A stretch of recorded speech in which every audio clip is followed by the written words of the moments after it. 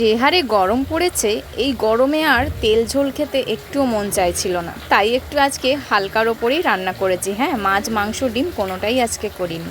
আজকে প্রথম পাতে খাওয়ার জন্য কলমি শাক ভাজা, উচ্ছে ভাজা আর অনেক দিন পর ঝিঙে আলু পোস্ত করলাম।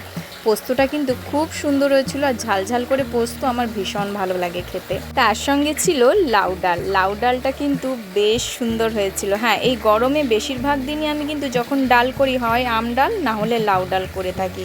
কারণ এই দুটো ডালই কিন্তু একটা ডাল লু থেকে বাঁচায় আর একটা ডাল কিন্তু পেটটাকে ঠান্ডা রাখে। আর যদিও আজকে ঝিঙে আলুর পোস্ত হয়েছে আরও তো ভালোই হলো।